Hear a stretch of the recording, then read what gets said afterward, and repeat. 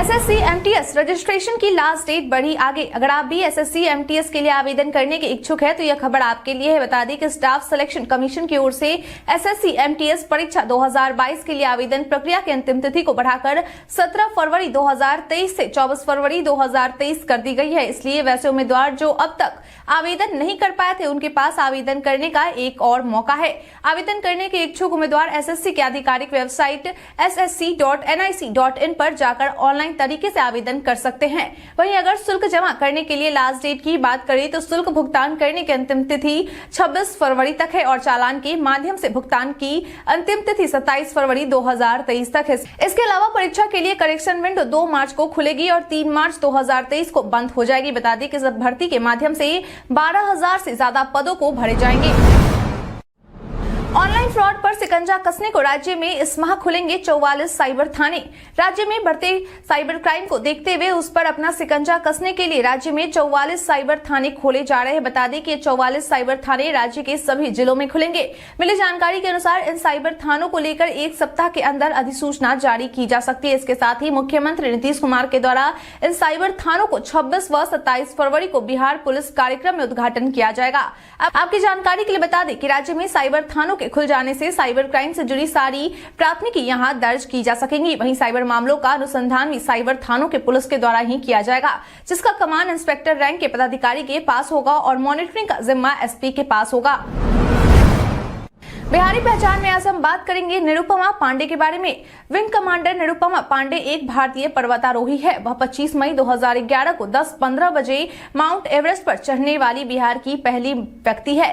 Nirupama flight lieutenant Nivedita Chaudhary और flight lieutenant Rajika Sharma वाली पहली महिला आईएएफ टीम का हिस्सा थी। उनकी अन्य चढ़ाई में लेह में माउंट स्टोक कांगड़ी 6121 मीटर और माउंट गोलब कांगड़ी 6100 मीटर, गढ़वाल में माउंट कामेट 7757 मीटर और माउंट अभिगम 7357 मीटर और लद्दाख में माउंट सेशर कांगड़ी आई 7672 मीटर, माउंट त्रिशूल 7120 मीटर, गढ़वाल और माउंट मनरिंग 6593 मीटर हिमाचल क्षेत्र शामिल है। अगस्त 2011 में बिहार के मुख्यमंत्री श्री नीतीश कुमार ने माउंट एवरेस्ट पर तिरंगा फहराने के लिए पटना में स्क्वाड्रन लीडर निरुपमा पांडे को सम्मानित किया। उन्हें बिहार सरकार द्वारा अति विशिष्ट खेल सम्मान से सम्मानित किया गया था। इस दिन से शुरू होगी 4 धाम की यात्रा। अगर आपके मन में भी इच्छा है कि आप 4 धाम घूमे तो यह खबर आपके लिए है। बता दें कि इस बार यह 4 धाम यानी कि गंगोत्री, यमुनोत्री, केदारनाथ और बद्रीनाथ की यात्रा की शुरुआत 22 अप्रैल से हो रही है। आपकी जानकारी के लिए बता दें कि 22 अप्रैल से गंगोत्री और यमुनोत्री के कपाट खुल जाएंगे। वहीं केदारनाथ धाम के कपाट खुलने की तारीख 25 अप्रैल निर्धारित की गई है।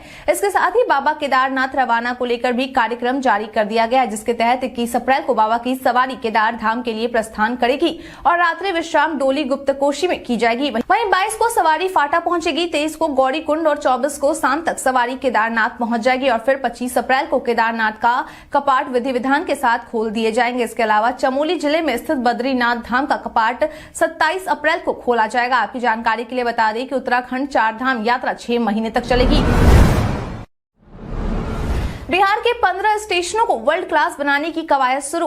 रेल मंत्रालय के द्वारा यात्रियों को विशेष सुविधा उपलब्ध करवाया जा सके, इसके लिए करोड़ों रुपए खर्च कर राज्य के 15 स्टेशनों को अमृत भारत स्टेशन योजना के तहत वर्ल्ड क्लास बनाने की कवायद शुरू कर दी गई है। बता दें कि जिन स्टेशनों को वर्ल्ड क्लास बनाया जाना है उसमें पटना जंक्शन, दानापुर स्टेशन, जमुई, लखीसराय, बाढ़, बख्तियारपुर, झाझा, किऊल समेत 15 स्टेशन के नाम शामिल है। इस जीर्णोद्धार के तहत रेलवे स्टेशनों के प्लेटफॉर्म पर चमचमाती bench, lift, escalator, retiring room, waiting hall समेत कई सुविधाएं उपलब्ध यात्रियों के लिए उपलब्ध करवाई जाएगी। आपकी जानकारी के लिए बता दें कि इन सभी स्टेशनों पर वित्तीय वर्ष में यात्री सुविधाओं के लिए काम कराए जाएंगे। वहीं अगर जानकारों की माने तो सबसे पहले अप्रैल महीने में यात्री लोड के हिसाब से सर्वे कराया जाएगा और फिर टेंडर जारी किया जाएगा।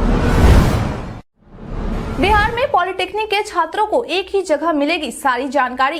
बिहार में पॉलिटेक्निक के छात्रों को एक ही जगह सारी जानकारी मिल सके, इसके लिए विज्ञान एवं प्रौद्योगिकी विभाग ने आर्टिफिशियल इंटेलिजेंस आधारित एक चैट बॉट का निर्माण किया है।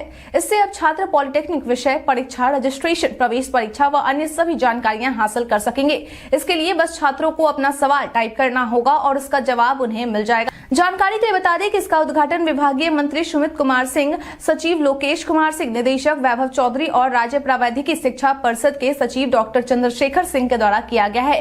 बता दें कि राज्य प्रावैधिकी शिक्षा परिषद के सचिव डॉक्टर चंद्रशेखर सिंह के द्वारा दी गई जानकारी के अनुसार यह चैटबॉट स्टूडेंट्स के साथ साथ पेरेंट्स और आम लोगों के लिए भी काफी सुलभ है। सरकार जल्द जमीन के खरीदारों और विक्रेताओं को देगी बड़ी सुविधा।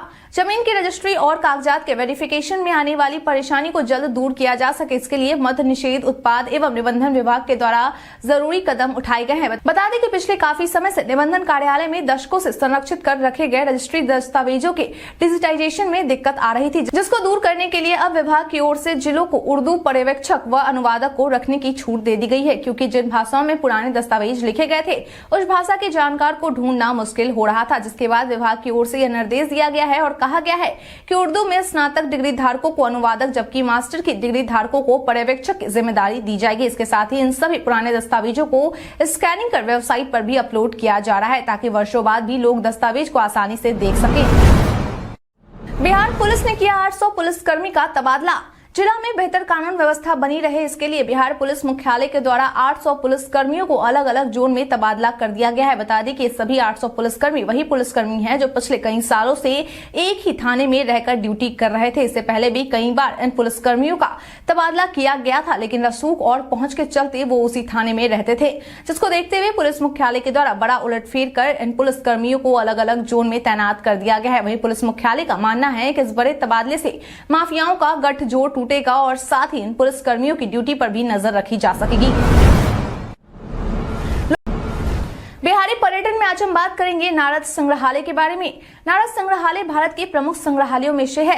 यह संग्रहालय बिहार के नवादा शहर में स्थित है। यह वर्ष 1973 ईस्वी में नवादा के प्रथम जिला अधिकारी नरेंद्र पाल सिंह के प्रयासों से अस्तित्व में आया।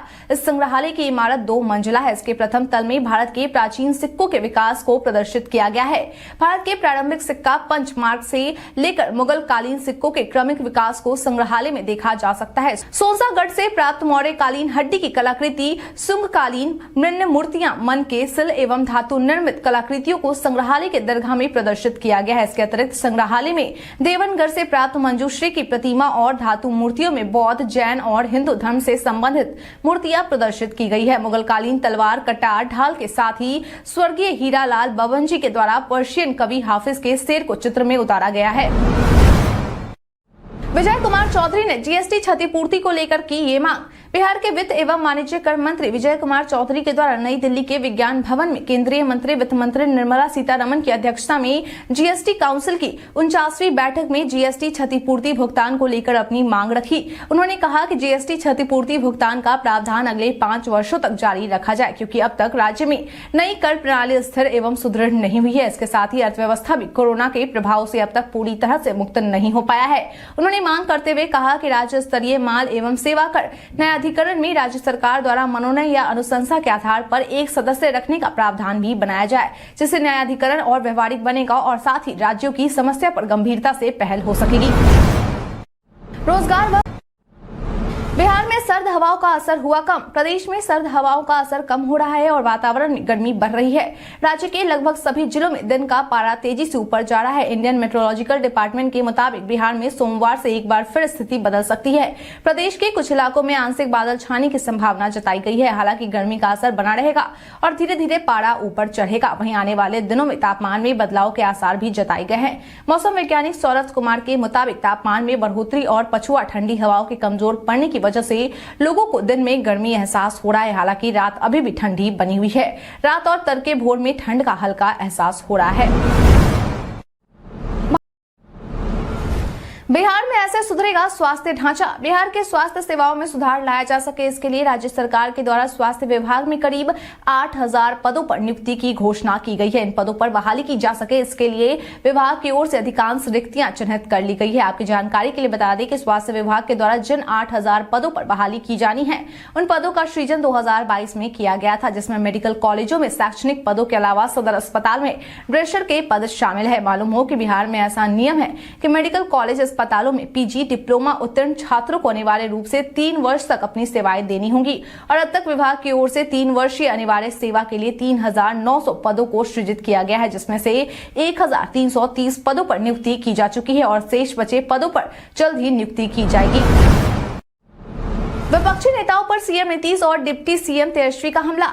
बिहार की राजधानी पटना के एसकेएम हॉल में 16 फरवरी से चल रहे भाकपा माले के राष्ट्रीय महाधिवेशन के अवसर पर बीते दिन महाधिवेशन के मंच से फांसीवादी हमले के खिलाफ लोकतंत्र संविधान की रक्षा के लिए व्यापक विपक्षी एकता को एकजुट करने के लिए राष्ट्रीय कन्वेंशन का आयोजन किया गया, जहां बिहार के मुख्यमंत्री और उप मुख्यमंत्री के द्वारा विपक्षी नेताओं पर हमला किया गया।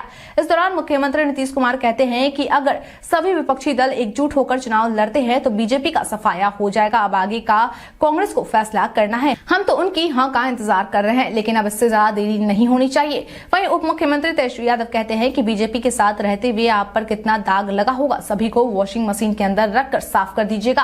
आप लोग देश के संविधान को बचाने का काम कर रहे हैं, इसलिए हम सब आपको धन्यवाद देते हैं। जीतन राम मांझी, नीतीश कुमार धक्का देंगे तो भी मैं उनके साथ ही रहूंगा। बीते दिन पूर्व मुख्यमंत्री और हम पार्टी के नेता जीतन राम मांझी कोल्ड स्टोर का उद्घाटन करने के लिए जहानाबाद के मखदूमपुर बाजार पहुंचे, जहां उन्होंने मीडिया से बातचीत करते हुए कहा कि मैं महागठबंधन के साथ ईमानदारी पूर्वक हूं और मुझे नीतीश कुमार पर पूरा विश्वास है। उन्होंने मुझ पर विश्वास करके मुझे बिहार का मुख्यमंत्री बनाया था और इस दौरान मैं अपने कार्यकाल को ईमानदारी पूर्वक पूरा किया था। उन्होंने कहा कि मेरे 9 महीने के कार्यकाल में किसी प्रकार की कोई गड़बड़ी नहीं मिलेगी। इसके साथ ही उन्होंने कहा कि अगर नीतीश कुमार मुझे किसी तरह का कोई धक्का भी देते हैं तो मैं उनके साथ ही रहूंगा। हालांकि पहले उन्होंने मुझे धक्का दे दिया है, उन्होंने मेरे बेटे से एक मंत्रालय ले लिया, लेकिन मैंने इस बात की भी किसी से शिकायत नहीं की और मुझे कोई अफसोस भी नहीं है कि मंत्रालय से क्यों हटाया गया। जब नीतीश कुमार ने कहा कि अगले चुनाव में बिहार के मुख्यमंत्री के दावेदार तेजस्वी यादव होंगे, मैं उस समय भी उनके साथ था। मैंने वादा किया है कि मैं नीतीश कुमार के साथ रहूंगा, इसलिए वह जिस पार्टी में जाएंगे मैं उनके साथ ही रहूंगा। निखिल आनंद, कांग्रेस